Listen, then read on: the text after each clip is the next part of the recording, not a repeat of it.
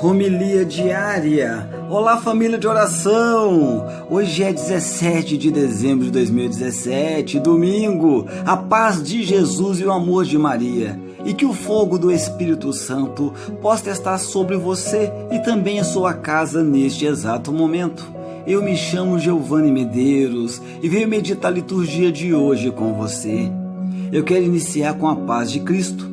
Saúdo também com a paz de Cristo e louvado seja o nosso Senhor Jesus Cristo pela vida de cada irmão que está ouvindo esse áudio e que o Espírito Santo possa fazer hoje também morada aí no seu coração.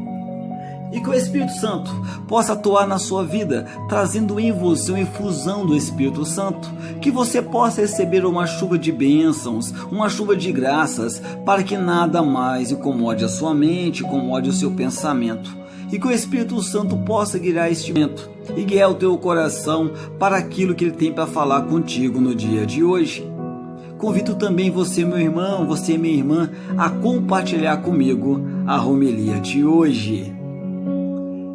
Amados, eu informo que hoje as leituras desse terceiro domingo do Advento garante-nos que Deus tem um projeto de salvação e de vida plena para propor aos homens e para o fazer passar das trevas para a luz. Já na primeira leitura, um profeta por exílio apresenta-se aos habitantes de Jerusalém com uma boa nova de Deus. A missão deste profeta ungido pelo Espírito é anunciar um tempo novo, um tempo de vida plena, um tempo de felicidade sem fim, um tempo de salvação que Deus vai oferecer aos pobres. O Evangelho apresenta-nos o João Batista, a voz que prepara os homens para acolher Jesus, a luz do mundo. O objetivo de João não é centrar sobre si próprio o foco da atenção pública. Ele está apenas interessado em levar os seus interlocutores a acolher e a conhecer Jesus, aquele que o Pai enviou com a proposta de vida definitiva e também de liberdade plena para os homens. Já na segunda leitura, Paulo explica aos cristãos da comunidade de Tessalônica a atitude que é preciso assumir enquanto se espera o Senhor que vem. Paulo pede-lhes que seja uma comunidade santa e também irrepreensível, isto é, que vivam alegres em atitude de louvor e também de adoração, abertos aos dons do Espírito e aos desafios de Deus. A primeira leitura de hoje do profeta Isaías tem como tema: somos mensageiros das boas notícias de Deus. A liturgia, exatamente deste domingo, volta a nos propor um texto do Trito Isaías. Lá no capítulo 56 ao 66 do livro do profeta Isaías, os capítulos atribuídos a essa figura que se convencionou chamá-los Trito Isaías, apresentam-nos um conjunto de textos cuja providência não é totalmente clara. Pois para alguns são textos de um profeta anônimo por exílio, que exerceu o seu ministério em Jerusalém após o regresso dos exilados à Babilônia, no anos de 537 a 520 a.C. Para a maioria, trata-se de textos que provêm de diversos autores pós-exílio e que foram redigidos ao longo de um arco de tempo relativamente longo, provavelmente entre os séculos 6 e 7 a.C. Em qualquer caso, os textos do Trito Isaías situam-nos na época posterior ao exílio e numa Jerusalém em reconstrução. Para os retornados do exílio, são tempos difíceis e também tempos incertos. A população da cidade é pouco numerosa e reconstrução é lenta e também modesta. Os inimigos estão à espreita. Já por outro lado, os retornados são exatamente recebidos com muita frieza e também com hostilidade. Isso pelos poucos habitantes de Jerusalém que tinham ficado na cidade e que não tinham ido para o exílio.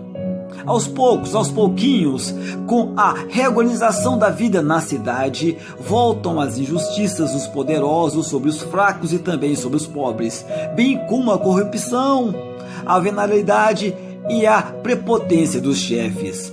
O povo está muito desanimado e também sem esperanças. Os profetas que desenvolvem a sua missão nesta fase vão tentar acordar a esperança no futuro de vida plena e também de salvação definitiva. Já nesse sentido, vão falar de uma época em que Deus vai voltar a residir em Jerusalém, oferecendo em cada dia ao seu povo a vida e também a salvação.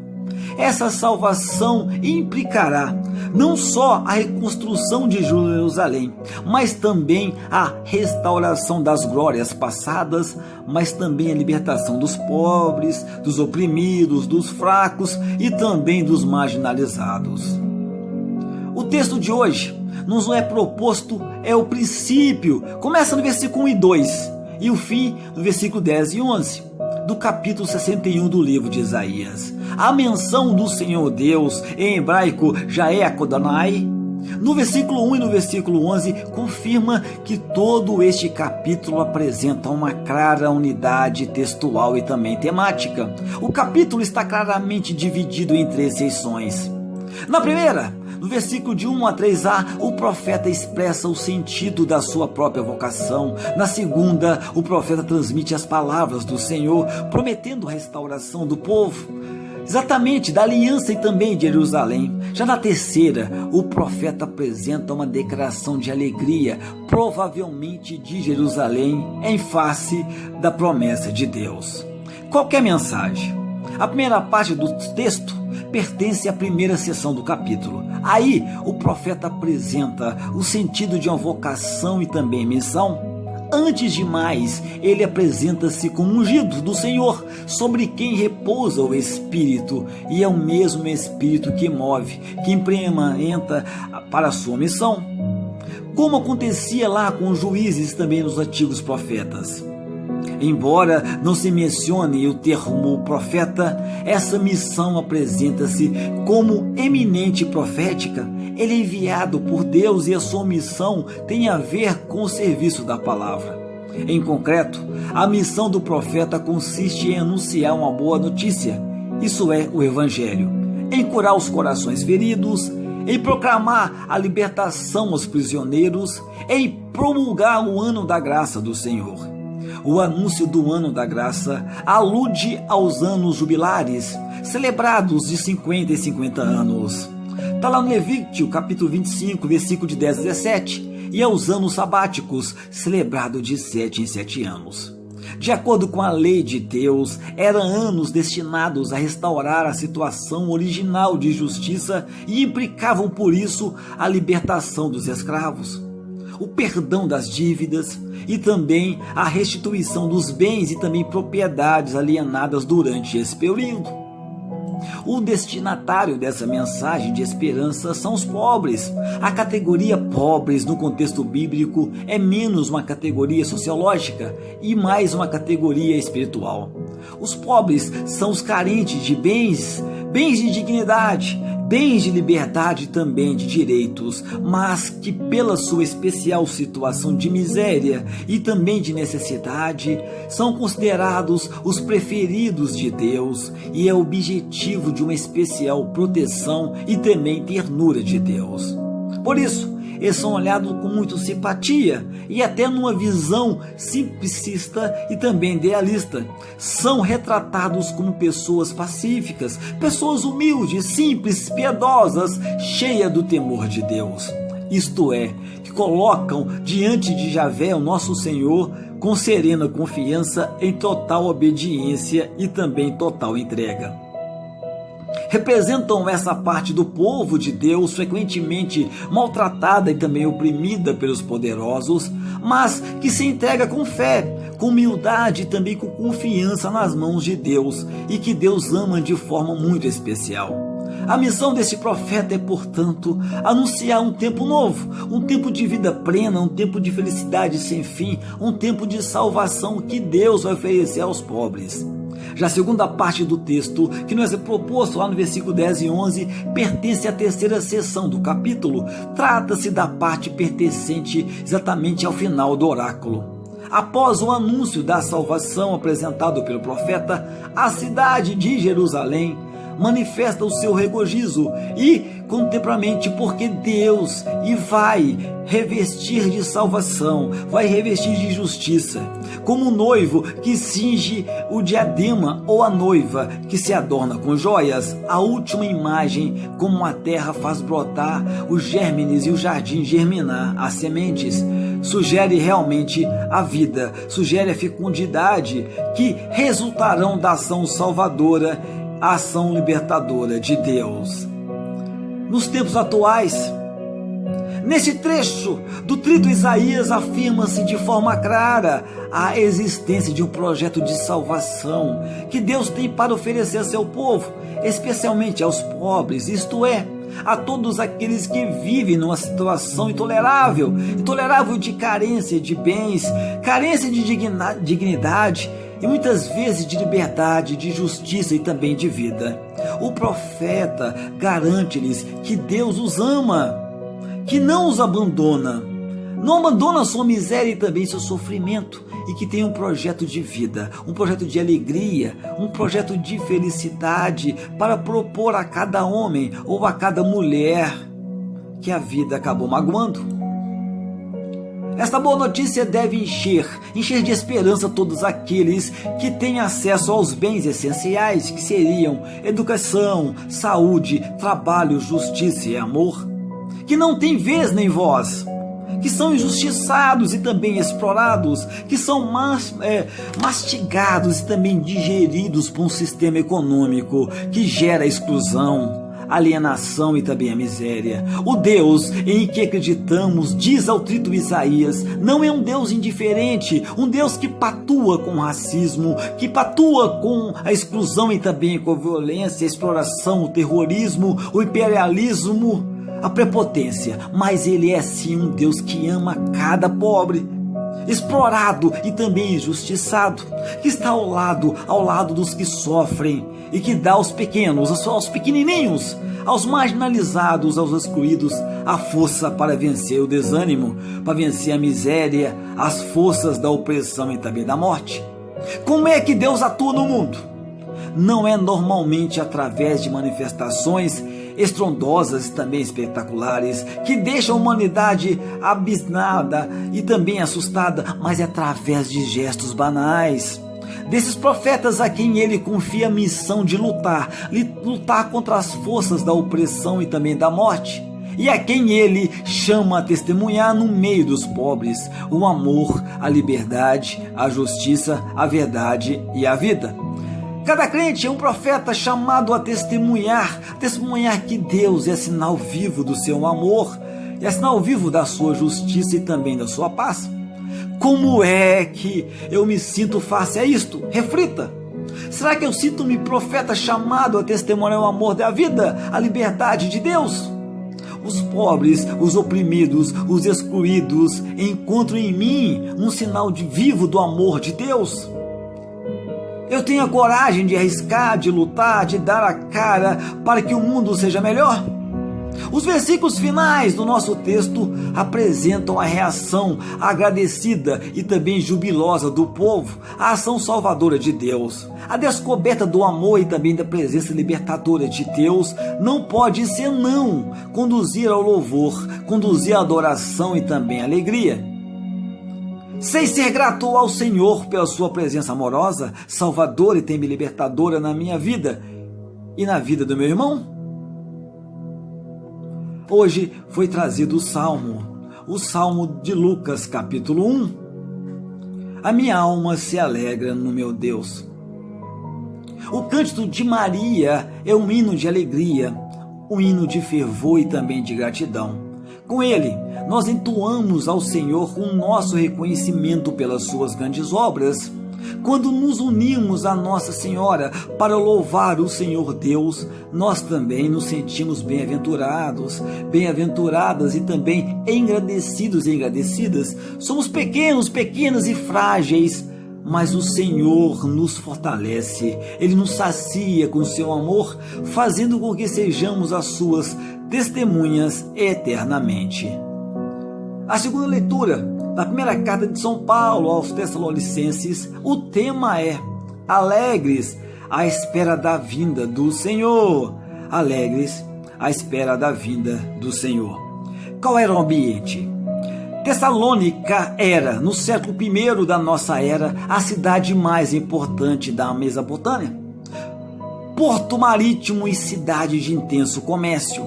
Era uma encruzilhada religiosa na qual os cultos locais coexistiam lado a lado com todo tipo de propostas religiosas vinda de todo o Mediterrâneo. A cidade foi evangelizada por Paulo durante a sua segunda viagem missionária. Muitos provavelmente, no inverno dos anos 49 e 50, Paulo chegou a Tessalônica acompanhado de Silvano e também Timóteo, depois de ter sido forçado a deixar a cidade de Filipos. O tempo de evangelização foi curto, talvez uns 3 meses, mas foi exatamente o suficiente para fazer nascer uma comunidade cristã numerosa e também entusiasta, constituída com a maioria por pagãos convertidos. No entanto, a obra de Paulo foi brutalmente interrompida pela reação da colônia judaica. Os judeus acusaram Paulo de agir contra os decretos do imperador e levaram alguns cristãos diante dos magistrados da cidade. Está lá em Atos dos Apóstolos, capítulo 17, versículos de 5 a 9. Paulo teve de deixar a cidade às pressas de noite, indo para Bereia e depois para Atenas. Está lá em Atos dos Apóstolos, capítulo 10, versículo 15. Entretanto, Paulo tinha exatamente a consciência de que a formação doutrinal da comunidade cristã de Tessalônica ainda deixava muito a desejar. A jovem comunidade, fundada há pouco tempo e ainda insuficientemente catequizada, estava quase desarmada nesse contexto adverso de perseguição e também de provação. Preocupado, Paulo enviou Timóteo a Tessalônica a fim de saber notícias e encorajar os tessalonicenses na fé. Quando Timóteo voltou, apresentou o seu relatório. Paulo estava em Corinto. Confortado pelas informações dadas por Timóteo, o apóstolo decidiu escrever aos cristãos de Tessalônica, felicitando-os pela fidelidade ao evangelho. Aproveitou também para esclarecer algumas dúvidas doutrinais que inquietavam os tessalonicenses e para corrigir alguns aspectos menos exemplares da vida da comunidade. A primeira carta aos Tessalonicenses é, com toda a probabilidade, o primeiro escrito do Novo Testamento. Apareceu no primeiro verão, lá do ano 50 ou 51. O texto de hoje nos é proposto fazer parte das exortações com que Paulo encerra a carta. Depois dos ensinamentos sobre a segunda vinda do Senhor, está lá, 1 Tessalonicenses capítulo 4, versículo de 13 a 18, e um convite veemente a esperar vigilantes esse momento final da história humana. Paulo apresenta alguns elementos concretos que os tessalonicenses devem ter sempre em conta e que devem marcar a existência cristã nesse tempo de espera. Qual que é a mensagem? Como é que os cristãos devem então viver esse tempo de espera do Senhor? No texto que a segunda leitura deste domingo nos propõe, Paulo não apresenta grandes desenvolvimentos nessas reflexões muito elaboradas. Porém, no entanto, o apóstolo apresenta sugestões muito úteis para a vida cristã e também para a construção da comunidade. Paulo, ele começa a pedir aos tessalonicenses que vivam alegres e que pautem a sua vida por uma intensa oração, sobretudo a oração da ação de graças. O cristão é sempre uma pessoa livre, uma pessoa feliz, consciente da presença salvadora e também libertadora de Deus ao seu lado, que contempla permanentemente esse horizonte último de vida eterna e também de felicidade definitiva que Deus lhe reserva e que por isso agradece, louva ao seu Senhor. Depois, o apóstolo pede também aos tessalonicenses que abram seu coração ao Espírito e que não desprezem os seus dons. Essa referência pode significar porque as experiências carismáticas começam a criar problemas ali na comunidade. Provavelmente nem toda a gente entendia e estava aberta às interpelações que o Espírito fazia através de alguns membros da comunidade. O novo, o espontâneo, o criativo chocavam com o seu rotineiro, o estabelecido, o prefixado. Paulo recomenda aos cristãos de Tessalônica que saibam tudo analisar com cuidado e também discernimento, sem preconceitos, de coração aberto à novidade de Deus, guardando o que é bom e afastando-se de toda espécie de mal. Uma comunidade construída de acordo com estes princípios, que vive a sua existência histórica com alegria e serenidade, que louva o seu Senhor, está permanentemente atenta para discernir e aceitar os dons do Espírito, é uma comunidade santa e também irrepreensível, preparada para acolher em qualquer momento o Senhor que vem. Nos tempos atuais, poxa vida, a existência cristã é uma caminhada ao encontro do Senhor que vem. Na sua peregrinação pela história, mergulhemos na alegria e também na tristeza, no sofrimento e também na esperança. Os crentes não podem perder de vista essa meta final que dá sentido a toda a caminhada. O caminho cristão deve ser percorrido na atenção, na vigilância, procurando viver com coerência os compromissos assumidos no dia do batismo e também a fidelidade proposta de Deus. De acordo com a palavra de Deus que nos é proposta, esse caminho deve ser percorrido com o quê? Com muita alegria. O cristão é alegre porque ele sabe para onde caminha e está certo de que no final da caminhada encontra os braços amorosos de Deus que acolhem e conduzem para a felicidade plena, para a vida definitiva. Nem os sofrimentos, nem as dificuldades, nem sequer as incompreensões, nem as perseguições pode eliminar essa alegria serena de quem confia no encontro com o Senhor. Essa alegria serena, essa paz que marca a nossa existência e que brilham os nossos olhos, e nós somos seres derrotados. Somos desiludidos ao ver que se arrastam pela vida mergulhados no desespero e também na solidão, sem rumo e ao sabor da corrente e também dos mares. Mas de acordo com a palavra de Deus que nos proposta, esse caminho deve ser percorrido também num diálogo, exatamente, num diálogo nunca acabado com Deus. O cristão é alguém que ora sem cessar e dá graças em todas as circunstâncias, pelos dons de Deus, pela sua presença amorosa, pela salvação que Deus não cessa de oferecer em cada passo da caminhada. Sabemos encontrar espaços para o diálogo com Deus? Sabemos sentir-nos gratos por esses dons que a cada instante Deus nos oferece. De acordo com a palavra de Deus que nos é proposta, esse caminho deve ser percorrido ainda numa atitude, uma atitude permanente de atenção aos dons e também aos desafios do Espírito. Nós sabemos estar atentos às propostas de Deus ou deixamos-nos prender num esquema de instalação, de rotina, de preconceitos que não nos deixam nos acolher e também a responder aos desafios, à novidade de Deus. No Evangelho de hoje de São João, o tema é: somos convocados a abrir passagem para Jesus. Repito, somos convocados a abrir passagem para Jesus. Qual é o ambiente? O Evangelho segundo João começa com uma composição que se conveccionou chamado prólogo.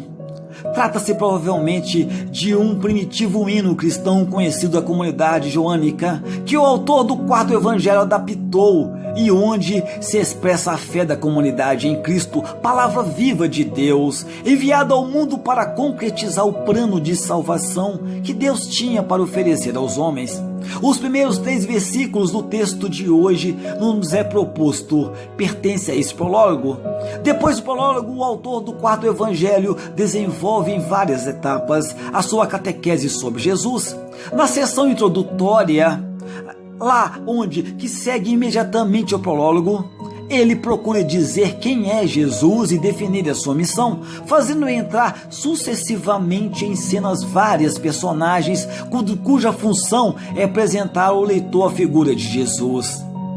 De dentre essas personagens, sobressai a figura de João Batista, o apresentador oficial de Jesus. Ele aparece lá no início e também lá no fim dessa sessão introdutória e dá testemunho sobre Jesus.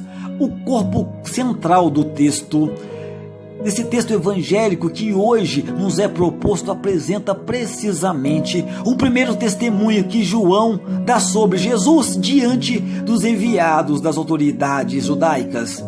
Para percebermos o alcance do diálogo entre João e seus líderes judaicos, é preciso ter em conta o ambiente político, social e também religioso da Palestina no século I. Ele era dominado pelos romanos, que eram humilhados e também impossibilitando de definir o seu destino, afogado em impostos ruinosos, explorado por uma classe dirigente comandantemente instalada nos seus privilégios, escravizando por um sistema religioso, ritual, legalista. O povo de Deus vivia na expectativa da chegada do Messias, do libertador, enviado por Deus para inaugurar uma nova era de liberdade, uma nova era de alegria, uma nova era de felicidade. Muitos israelitas estavam dispostos a aproveitar qualquer oportunidade de libertação e eram presa fácil dos falsos messias e também dos vendedores de sonhos.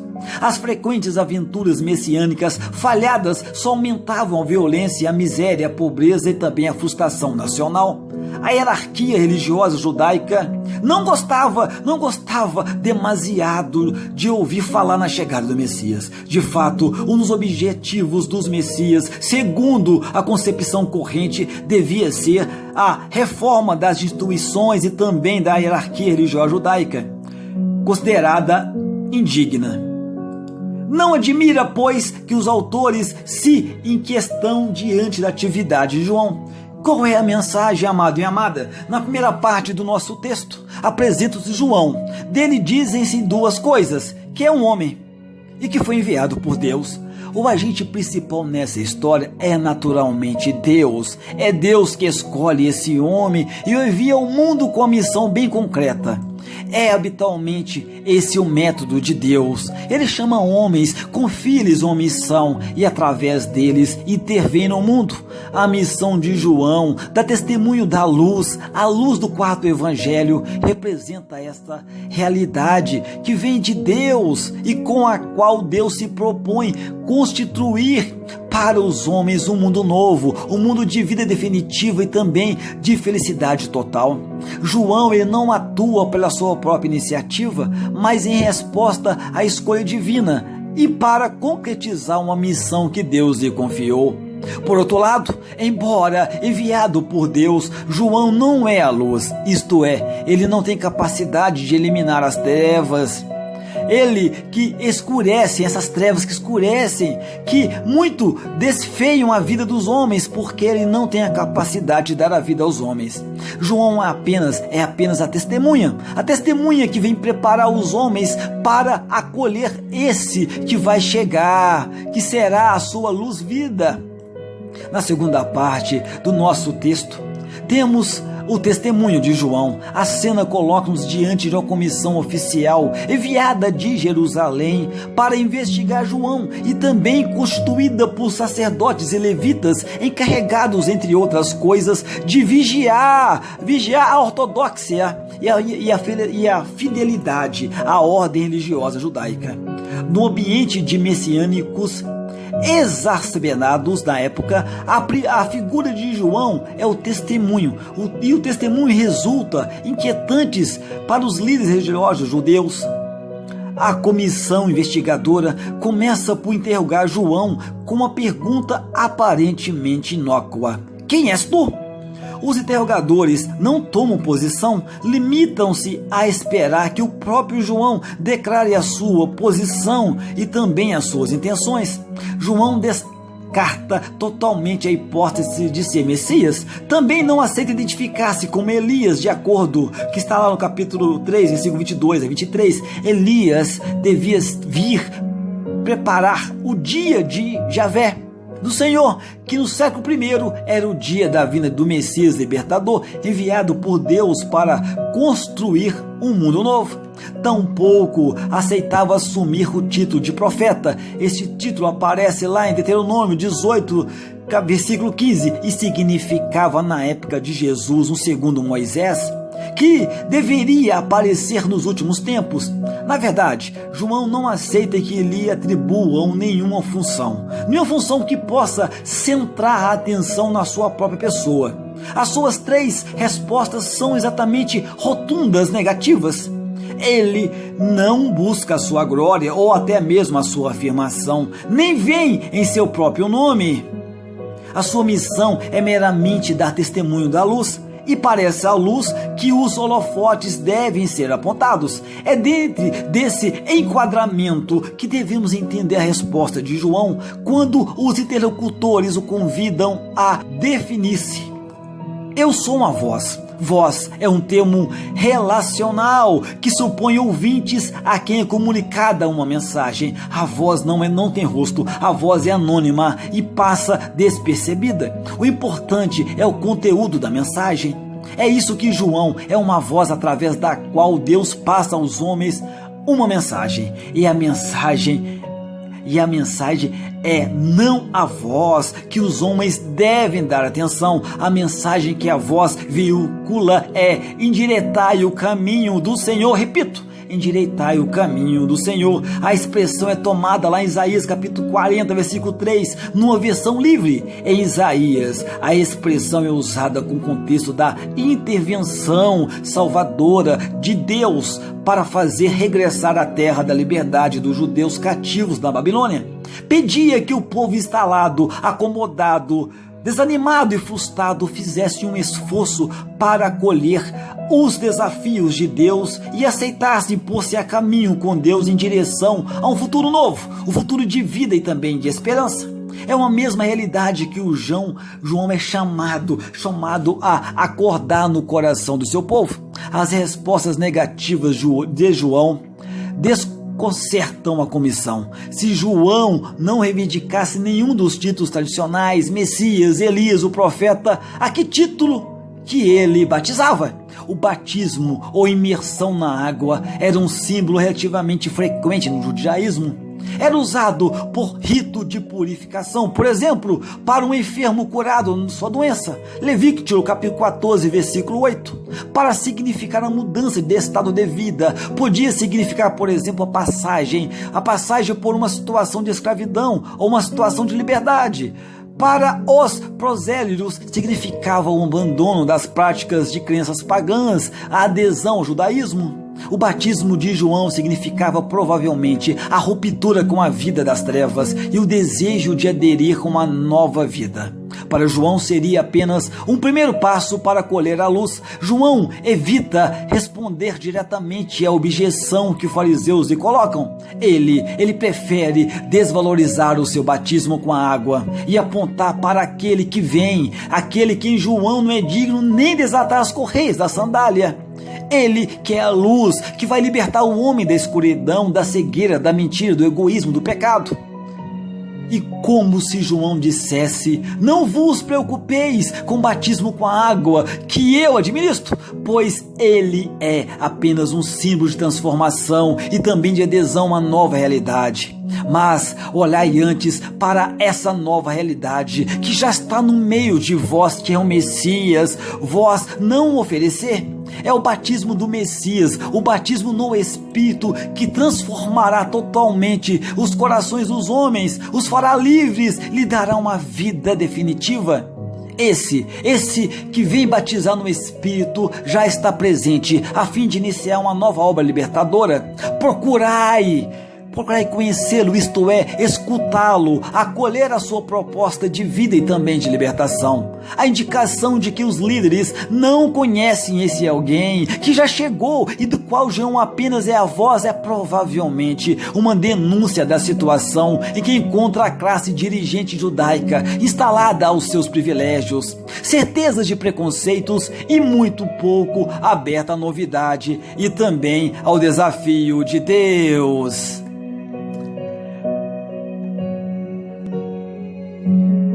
salve e paz e que Deus te abençoe. Meu amado, minha amada, e nunca, jamais se esqueça, Deus ama muito, muito, muitíssimo você.